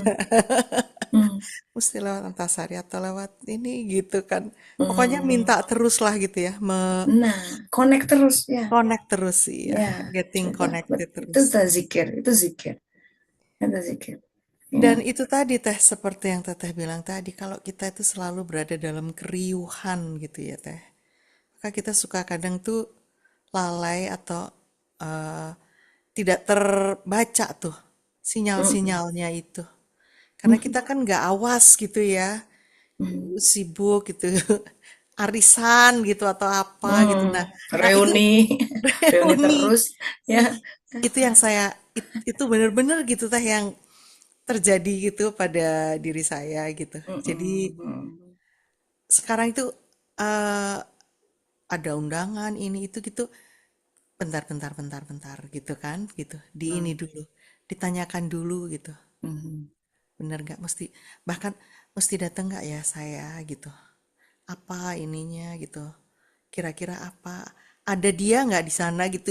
Gitu kan ya Teh. mm, Ada di, kok ada di sana nggak ya Allah gitu kan, mm, kalau nggak ada di sana gitu ya ngapain gitu kan mm, kita mm, mm, sia-sia gitu. Dan dengan begitu tuh kita nggak, kita jadi apa yang seperti Teteh sampaikan itu, kita jadi tenang gitu, even even mungkin secara ukuran-ukuran, ukuran-ukuran duniawi itu seperti, wah kok sekarang udah nggak, misalnya nggak gaul lagi gitu ya, kan dulu kayak dimanapun ada reuni apalah, SMP SMA kuliah gitu check in. kayaknya Hadir, queen of check. gitu. Gitu Apa yang kan. kau cari gitu kalau aku Iya, bilang apa yang kau cari di situ. Tergantung, betul. tergantung yang dicari. Iya, jadi dan tenang, tapi tenang gitu. Tapi tenang gitu. Hmm. Nyaman gitu. Padahal Bukan juga berarti nggak boleh reunian ya. Silakan iya kalau betul. Allah suruh ke sana monggo, tapi Ih, minta sama bahkan Allahnya teh, itu. Nah, itu. ada Hmm. yang kelihatannya tuh enggak, yang kelihatannya tuh enggak, kayak nggak penting gitu ya. Tapi kayaknya nih kok kok kok Kok disuruh ada pergi gitu arahan ya? datang ke sana ya Mm-mm, gitu. mm-mm.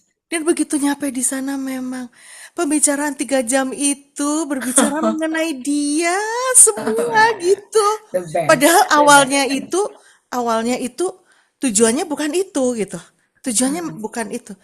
Mau apalah gitu, ada bis, bisnis lah gitu, sepertinya bisnis gitu. Ngomong bisnisnya tuh paling 10 menit, 20 menit. I know, ya betul, Selebihnya tuh ngomong, betul, betul, betul, betul, betul. dan tidak terasa tuh kita saling saling mengagungkan, saling nge-matchin, oh iya begini ya, begini gitu, dengan bagaimana kita mengenalnya, makrifat, bahasanya begitu. Nyaman gitu. Kak, Hmm. padahal itu pertemuannya itu sederhana gitu ya, nggak pakai nggak pakai acara-acara yang Mm-mm. bagaimana gitu kan. Dan nah nah di situ tuh kita memang memang mesti mengkonsultasikan karena kita sudah tahu bahwa tujuan kita adalah eh, berjalan di ihdinas siratal mustaqim kan teh. Ah, Dan ya, ihdinas siratal mustaqim itu di mana di situ ada dia begitu kan gitu. ya, ya, Dia ada di mana nih? Hari ini ada di mana ya gitu apa yang. Jadi yes. setiap bahkan sesederhana mencuci piring atau Oh menyapu ya, oh ya, atau nyuci mm, mobil, nyuci mobil, ya, nyetir ya ya. teh gitu. Ngepel, Ngepel, nganter ah, ini gitu. ya, Ah, ada semua. dia di sini. Dan kalau kita awas tuh Silakan akan Bunda Ris. akan ter akan terbaca gitu.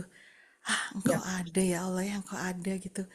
Sesederhana berangkat pagi-pagi kemudian melihat matahari yang begitu bundar gitu ya, baru muncul. hmm, Allahu Akbar, Masya Allah, Masya Allah. Sepertinya, yes, sepertinya yes, engkau that's the way. sedang ini gitu ya. Kita Ya, seperti kadang dia kadang seperti menampakkan keindahannya gitu kan teh. selalu, Ya selalu. Allah, dia ada gitu. Kita cuma harus aware gitu. Kalau enggak lewat semua Iya, tuh keindahan semua. Di jalan kita lebih betul. aware, indah ya. Iya, Bahkan kita tersentuh oleh pengemis itu. Oh ya Allah, iya semua semua betul. tuh mengingatkan tentang dia. Semua, Dan kemarin ada satu semua. kejadian kecil gitu teh. Hmm, Yang sepertinya mungkin kalau kalau kita nggak aware, itu kita lewat aja gitu. Mau ngisi bensin. hmm, Oke, aku ngisi bensin. Aku mau ngisi bensin di sana di Antasari deh gitu. Tapi nggak tahu pas di perempatan itu yang ke kanan tuh agak macet. Oh ya udah aku terus aja. Berarti aku ngisi bensinnya di ini aja jalan yang ini. Buka kan isi bensinnya gitu. Nah, kemudian tetap melewati si pom bensin yang sebelumnya kita mau ngisi gitu. hmm, hmm, Eh, nggak jualan bensin. Bensin di Indonesia lagi agak ini teh. hmm, Agak dibatasi kan. Mungkin dengan hmm, kenaikan harga minyak ini. Coba aku tadi, siapa tadi yang mengarahkan untuk hmm. terus gitu kan? Kalau aku dengan rencanaku Ya, semula ngisi bensin di ya. situ, Secara nggak logika dapet aku dekat ya. secara logika, iya gitu. Dan itu saya Nah, ceritakan sama Allah, sama, aduh masya Allah iya, dia ada, aku ada loh gitu kan. banget, Aku banget. aku ada gitu. Sesederhana gitu denger lagunya Michael Jackson yang Hmm, Michael gitu kan filmnya hmm. barusan muncul ya Ya, Teh. ya, ya, ya, ya. Itu Nah, itu tetap larinya ke sana gitu. Tetap larinya ke sana gitu. yes. Bagaimana melihat ini lagunya gitu, ininya gitu. Oh, Masya Allah, Masya Allah. Jadi nggak FOMOan gitu ya, teh nggak Hmm. FOMO gitu kok. FOMO itu apa? Orang ngomongin apa gitu kayak, oh, kayak gue FOMO itu ketinggalan apa, Mbak? gitu.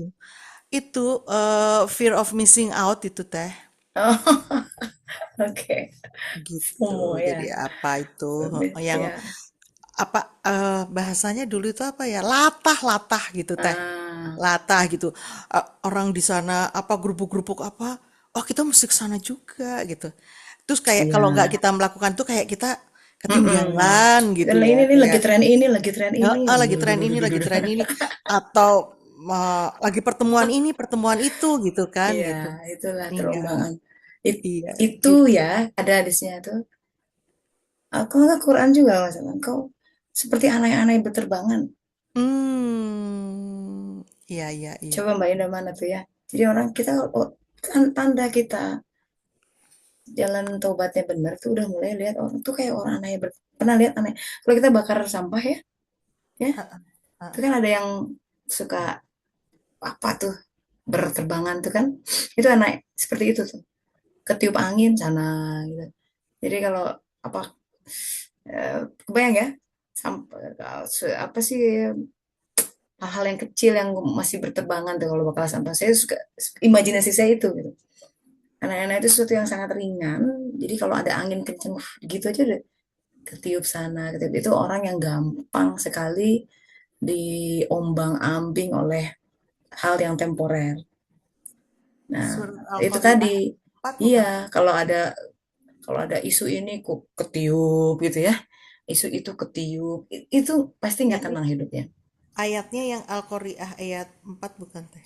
Pada Ya, hari itu coba manusia seperti laron yang berterbangan begitu? Bukan ya teh? Al-Qari'ah, coba dibacakan, Mbak. Al-Qari'ah, A- mungkin juga, ya, ya. Al-Qari'ah, iya. Pada hari itu Hmm. manusia seperti laron yang berterbangan. Artinya begitu. eh Itu terjemahannya laron gitu ya, aneh-aneh. iya Ya, laron artinya ya, aneh-aneh iya. panik gitu, Panik panik, iya. iya, Iya. panik sana sini di hari itu. Orang-orang yang kokoh, kokoh itu terkait sholat ya, karena kokoh tuh gini, kokoh itu terkait panjang-panjang tiang, makanya disebut akimus sholat, harus menegakkan sholat. Tegak itu kan karena sumbu vertikal, jadi langit dan buminya nyatu, tak, itu koyum. Kita harus menegakkan din, kehidupan kita harus tegak di nafas-nafas kehidupan. Din itu seluruh nafas kehidupannya, seluruh karakteristik kita itu harus tegak. Allahnya ada gitu loh, itu baru tegak. Kalau nggak ada Allahnya kosong, shaky, ya, nggak ada orientasinya. Walaupun sepertinya keren di mata orang, sukses di mata orang, ya, masuk Fortune 500 mungkin perusahaannya, you name it lah, ya, tapi nggak kokoh. Yang bisa merasakan dia kok, kosong, dalamnya kosong. Kalau kosong tuh rapuh. Ayatnya bukan yang yauma yakunu nasu alfarosil Hmm. mabesus itu teh? Bukan teh ya? Surat mana, Mbak? Al-Qari'ah, Al-Qari'ah mal Hmm. Qari'ah wa ma adro Ya, ya, itu mal Qari'ah. pada hari itu, Iya pada ya hari itu kan? yauma yakunu nasu kalfarosil mabesus. Ya, ya. Dan Pada itu hari itu sudah mulai manusia seperti dirasakan laron. sekarang, Iya. gitu. Iya Kan jadi kiamat tuh kiamat besar, kiamat kecil ya. kecil betul. Mm-mm. Kayak itu, kayak bingung nggak tahu juntrungannya gitu ya teh. Iya, bingung, pasti bingung. Iya, Bingung tuh ya itu tadi tersesat, nggak ngerti. terses. Bingung tuh ada elemen ketersesatan tuh. Bingung kan nggak tahu yang mesti dipilih yang mana. Dia pikir itu oase, padahal fata morgana. Dia pikir tuh bisa bawa kebahagiaan, nggak ada juga gitu. Dia bercari dan the pursuit of happiness itu. Oh, barangkali kalau udah nikah nih dengan si itu bahagia, nikah nggak bahagia juga. Oh, kali punya anak tambah cekcok nggak bahagia juga. Oh kali terus. Ya gitu manusia tuh, ya. Padahal bahagia itu saat ini ya teh. Padahal yes, yes, yes. Nggak perlu Bukan syarat karena ini, bahagia tuh. karena itu, No, ke sana atau ke never. sini gitu ya Tapi teh. itu kan agama yang Iya, membuka itu kebahagiaan. iya. Ada buku boleh bagus dibaca, the Chemistry of Happiness, Alchemy of Happiness, Al Ghazali, Kimia Kebahagiaan. Oh iya. Namanya Alchemy As-Sa'adah. Bagus tuh buku. Apa sih kebahagiaan itu? Gitu. Di konsep para filsuf Yunani itu terkait dengan eudaimonia. Eudaimonia itu terkait dengan sesuatu yang innermost gitu. Sebenarnya itu tadi. Kalau Al-Qur'annya mah lebih zikrillah tatmainnul qulub. Udah gitu dikunci gitu. Kalau mau happy tuh kalau connect sama Allah, happy. Kalau kita berada di itu tadi, jalan yang bersama Allah, Allahnya ketemu, happy. Karena hati hanya dicipta buat dia, that's the thing. Kalau itu hanya dicipta buat dia, kan tidak memuatku langitku dan bumiku, kata Allah. Jadi nggak akan memenuhi kita tuh semua, huh? Louis Vuitton ya, apapun mau segudang juga nggak akan happy kok. Nggak, bukan itu yang bikin kita penuh. Hanya Allah yang bisa memenuhi hati kita. Pasangan juga paling paling sekian persen. Ada kosongnya, anak juga, apapun itu. Selain dia nggak bisa memenuhi hati kita. Kalau hati nggak penuh, selalu ada yang koplak tuh, kosong. Rasa nggak enak, hampa. Nah itu ya, hampa itu. Harusnya memang Allah yang ada di sini. Dan itu kenapa ya seruan Idul Adha itu ke Baitullah. Kenapa ini hati kita harusnya jadi Baitullah, di rumah Allah. ketika Allah bertajalli. Tapi kalau banyak ilahnya, itu berhala-berhala, nggak bisa dia datang. Maka tugas pertama dalam suluk kalau istakhali, sucikan, korbankan, scrap out, ya. Sakit, iya nggak apa, semua Allahu Akbar, walillahilham, lebay, selalu berkata, keluarin. Kehidupan, takdir membantu kita, karena setiap kehidupan tuh suci dan mensucikan. Takdir ya, setiap nafas takdir tuh suci dan mensucikan, sahabat-sahabat. Kalau kita sabar, kalau keruh hati malah jadi ini, bumerang. Makanya kehidupan tuh indah. Semua yang terjadi tuh, alhamdulillah. Itu kalau kata Rumi itu tentang the guest house ya.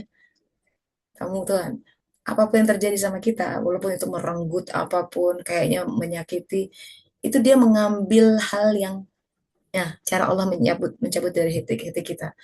Ada elemen-elemen yang tidak hak yang ada di situ. Hanya bisa dengan menempuh kesedihan tertentu. Ada hadis Rasulullah mengatakan begini, ada sebuah dosa yang hanya bisa dilebur dengan kesulitan mencari rezeki, mencari penghidupan. Tuh ya, kok susah rezekinya, kok nggak dapat terus nih job interviewnya, barangkali ada itu. Dan dia harus dilebur, cara dia meleburkan itu dengan susah hari itu. Tapi nggak apa-apa, buat di sini, ini, alam peleburan, nggak apa-apa.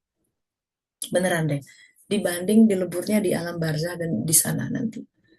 Ya, 5 menit di sana itu dibanding seumur hidup sini nggak ada apa-apanya. Jadi, nah itu tadi, karena ada hal yang menakjubkan di balik takdir kehidupan kita, nafas demi nafas. Ya, nikmati sahabat-sahabat, rayakan bersama dia, bersama dia. Ya, jadi banyak-banyak zikron kasir, banyak-banyak panggil Allah, banyak-banyak konsul dia gitu, banyak-banyak tanya sebelum mengambil sebuah keputusan. Ya, nah itu yang akan membuat kita selamat, insya Allah.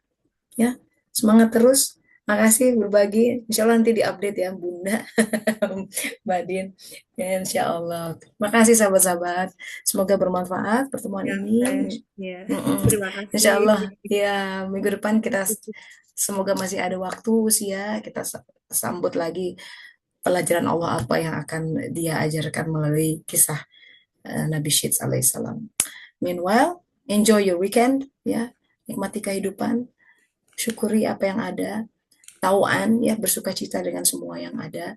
Jadikan setiap hari itu selalu, ya Allah, apa yang bisa aku lakukan, apa yang bisa aku keluarkan gitu. Amal soleh ya, fokus amal soleh. Ingat, fokus. Si setan akan senantiasa distracting us. Tapi kita masih fokus, fokus sholat dari waktu ke waktu, fokus beramal soleh, fokus berbuat kebaikan, fokus zikir. Itu nanti lama kelamaan itu uraian yang benang kusut tuh ke terurai sendirinya kok, terurai sendirinya. Jadi kita nggak pusing sendiri, biarkan dia yang bekerja. Itu caranya, ya. Biarkan dia yang bekerja. Alhamdulillahirrabbilalamin. Subhanaka Allahumma wa bihamdika. Asyhadu an la ilaha illa anta. Astaghfiruka wa atubu ilaih. Alhamdulillahirrabbilalamin. Terima kasih sahabat-sahabat. Terima kasih ya. Sampai minggu depan insya Allah. Assalamualaikum warahmatullahi wabarakatuh. Waalaikumsalam Pamit warahmatullahi dulu. wabarakatuh. Terima kasih. Terima kasih. Mari.